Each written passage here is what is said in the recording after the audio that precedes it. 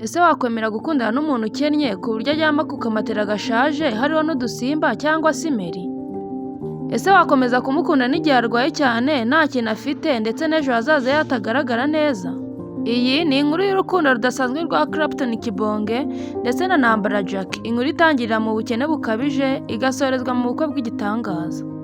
Niba uri mushya kuri Legacy Talks, kanda subscribe kugira ngo udacikanwa n'inkuru z'ubuzima ziguhindurira imitekerereze cyangwa iz'urukundo cyangwa izigezweho.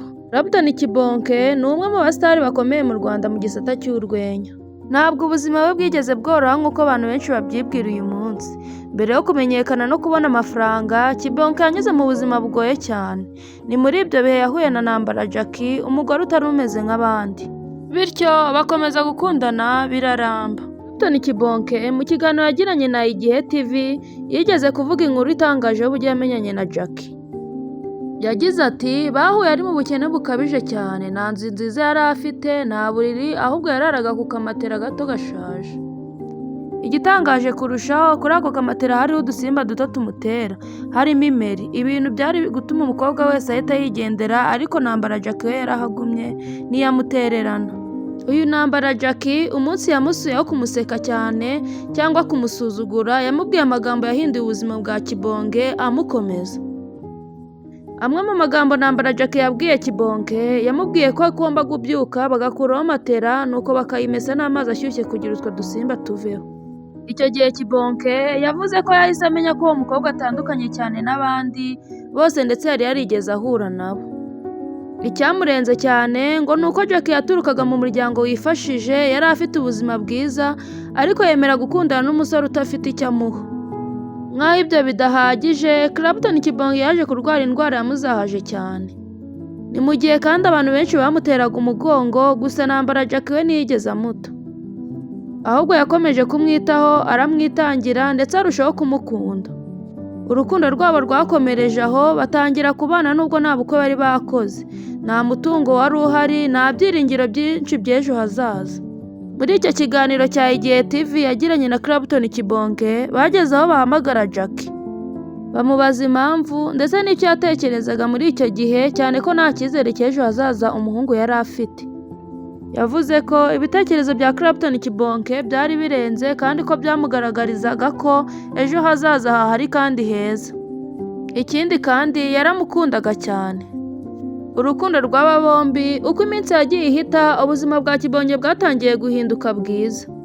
Yatangiye kubona ibiraka bitandukanye mu mwuga w'urwenya, amafaranga ariyongera, ubuzima buragenda buhinduka kurushaho kandi buba bwiza. Muri urwo rugendo rwe na Jackie babyaranye abana 3 beza, bakomeza kubaka urugo rwabo mu rukundo ndetse no kwihangana.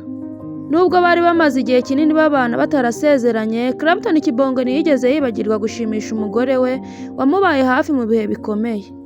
Mu minsi yashize yamuhaye impano y'imodoka nziza cyane ndetse amubwira ko amukunda cyane. Bidaciye kabiri yamwambitse impeta ya proposal, ibintu byakoze ku mitima ya benshi.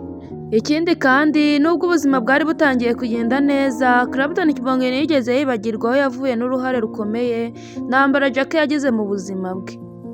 Yakomeje kuvuga kenshi kandi ko Jackie atari umugore gusa, ahubwo ari inshuti ye magara, kandi ko ari umuntu wamubaye hafi mu bihe bitari bimworoheye, igihe abandi benshi batari bari kumwiyumvamo. Ibi kandi byatumye arushaho kumwubaha no kumushimisha, ndetse atangira gutekereza ku buryo yamwereka urukundo rwe ku mugaragaro ndetse abimwereka we ku giti cye. Ni muri urwo rwego yaje gufata icyemezo cyo kumwambika impeta ndetse amugurira n'imodoka nziza cyane, nubwo bari bamaze igihe kinini babana. Icyo gikorwa ariko nanone cyashimishije abantu benshi kuko cyari ikimenyetso cy'urukundo rwabo rutari urw'igihe gito, ahubwo rwari rwubakiye ku mateka akomeye banyuzemo hamwe. Mu by'ukuri inkuru ya Clapton Kibonge ndetse na Ntambara Jackie ntabwo ari inkuru isanzwe y'urukundo abantu bamenyereye. Ni inkuru kandi igaragaza ko hari abantu bagukunda atari ukuri uyu munsi, ahubwo bagukunda bitewe n'uwo ushobora kuzaba ejo hazaza.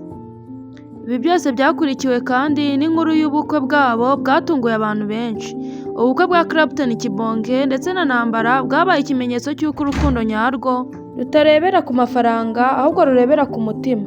Ni ubukwe bwuzuyemo ibyishimo, amarangamutima ndetse n'amateka akomeye y'urugendo rwabo kuva hasi cyane kugeza ku ntsinzi. Uyu Jackie kandi yabonagamo ejo hazaza ha Clapton Kibonke. Nubwo icyo gihe nta na kimwe cyagaragaraga icyizere hagati y'aba bombi. Ibi ni byo bitandukanye urukundo rusanzwe n'urukundo rwa nyarwo rwubaka ubuzima.